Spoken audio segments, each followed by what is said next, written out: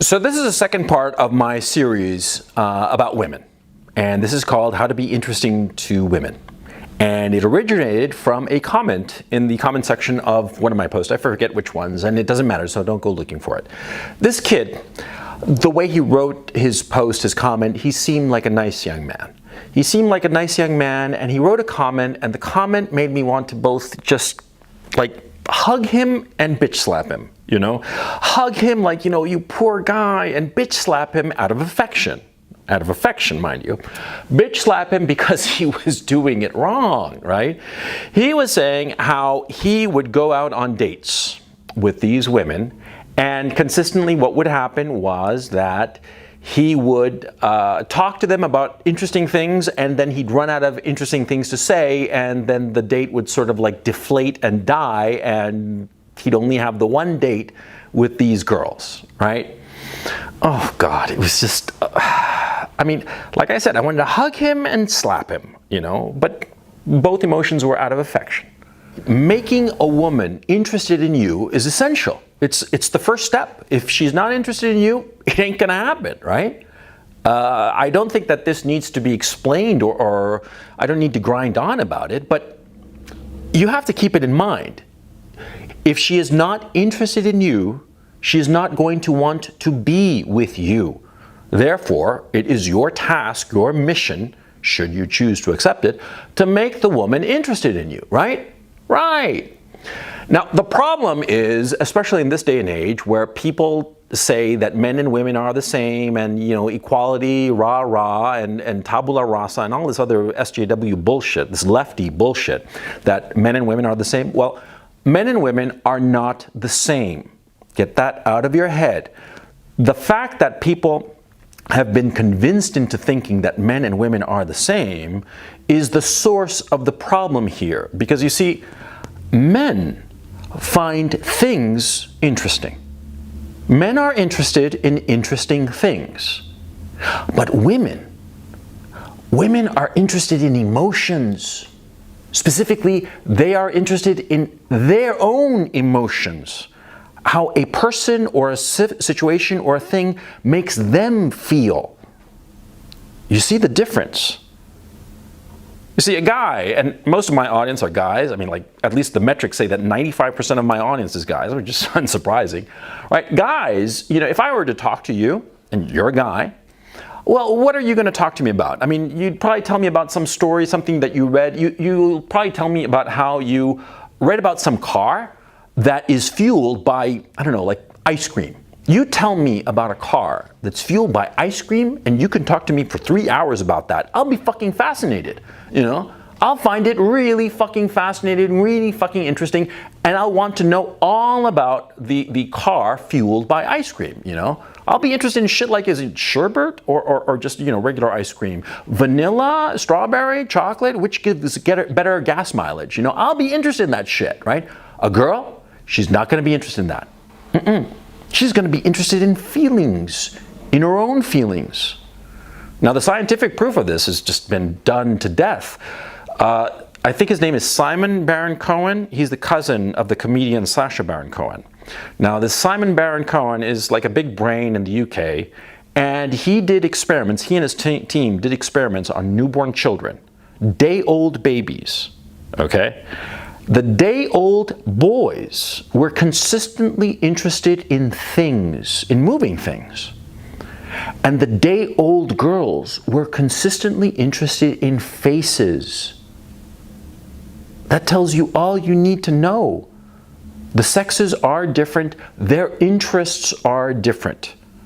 Now you're a young man, you think that you're going to be successful with a girl because you talk about interesting things. No, you're going to fail. You're going to fail miserably because girls aren't interested in interesting things. They're interested in emotions, their emotions, the emotions that you make her feel. You see where I'm going here? You see more or less where this conversation is headed, right? So in order to make the girl interested in you, which is what you want, You have to provide her with emotions. You have to be her supplier of emotions. You have to be a consistent supplier of positive emotions that she will want to come back to. You see what I'm saying?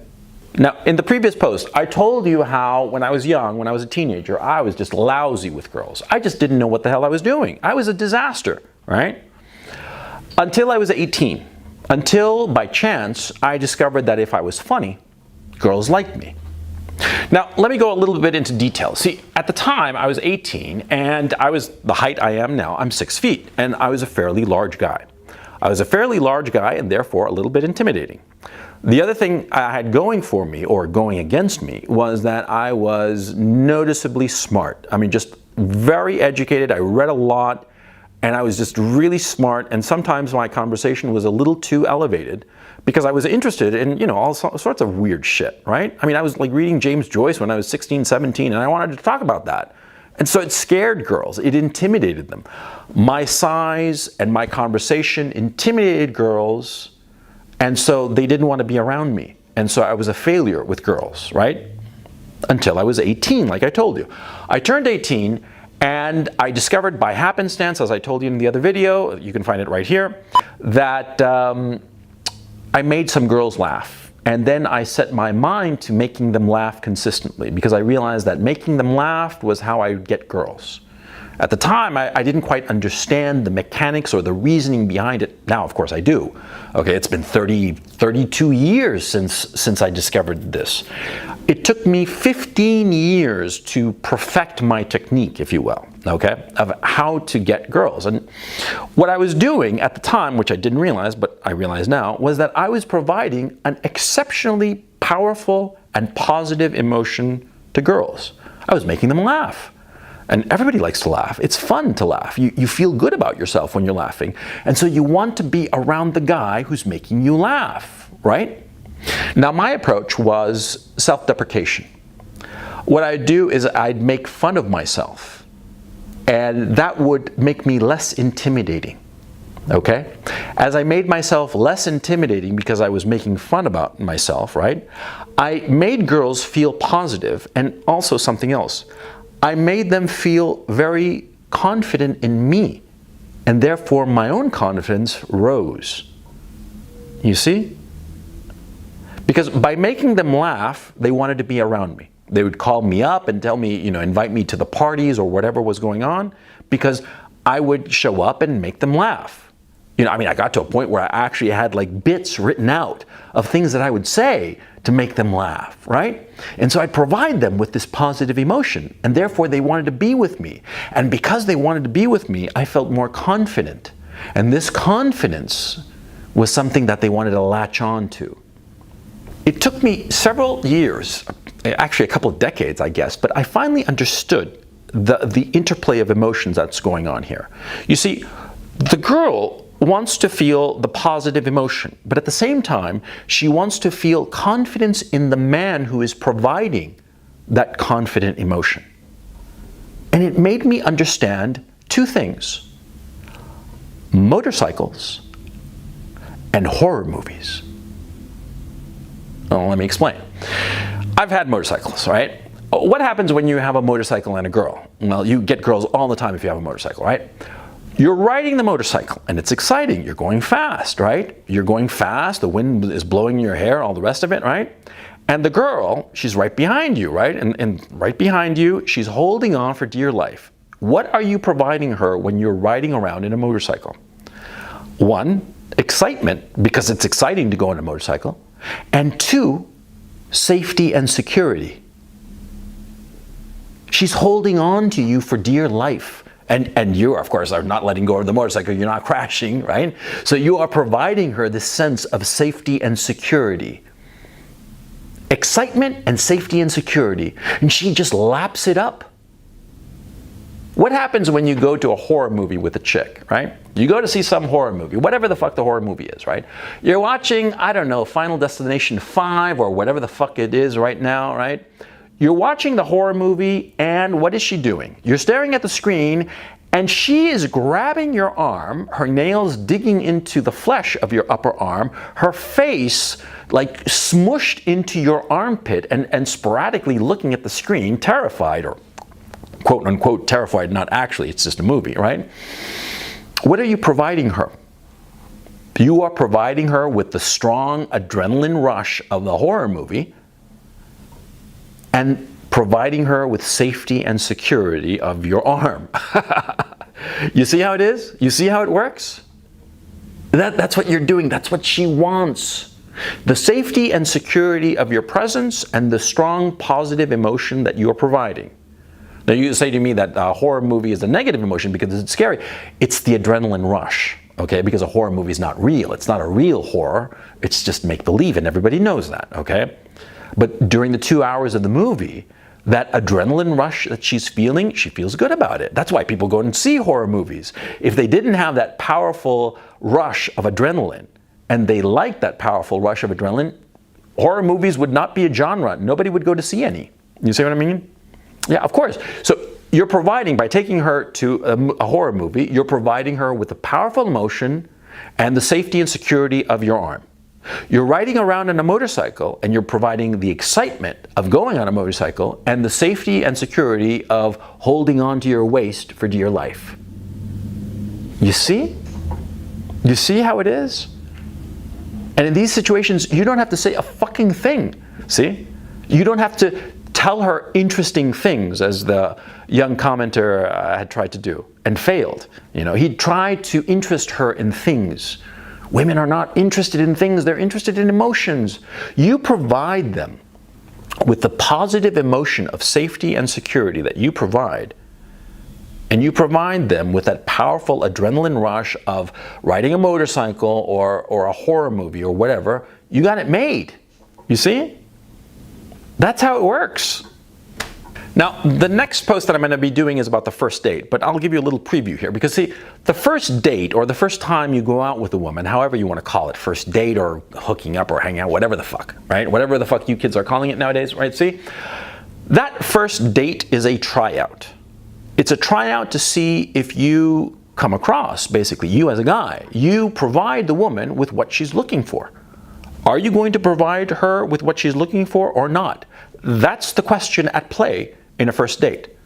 Now, our young friend, the one I described at the beginning of this post, he clearly failed because he was trying to interest the woman in things and not in emotions. Now, if he were to succeed, and what I would tell him, and I'm telling you now, is you want to provide and have a plan to provide that positive emotion. Now, I've talked about horror movies, and I've talked about, riding around in a motorcycle, right? Or being funny, as the case that I was doing, right?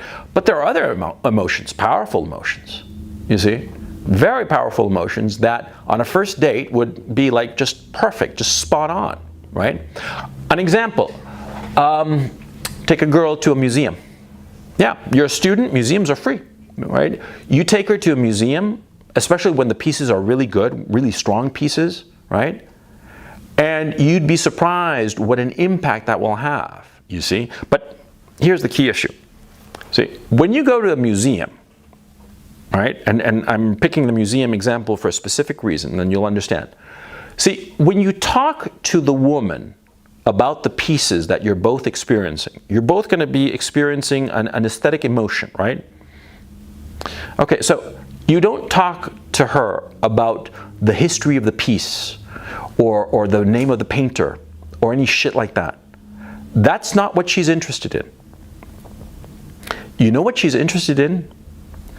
She's interested in sharing the emotion that is elicited in the piece. For instance, you go to the Louvre, right, and you see, I don't know, the Mona Lisa, you know, the most cliched painting ever, but whatever. You both contemplate the Mona Lisa. And she's not going to want to hear about Leonardo da Vinci. She's not going to want to hear about, you know, the paintings he did and the school he was in and how the Medicis paid for his paintings. She doesn't care about that. You know what she's going to care about? She's going to be caring about you telling her, I wonder what she was feeling, the Mona Lisa, was feeling at the moment that she was being painted.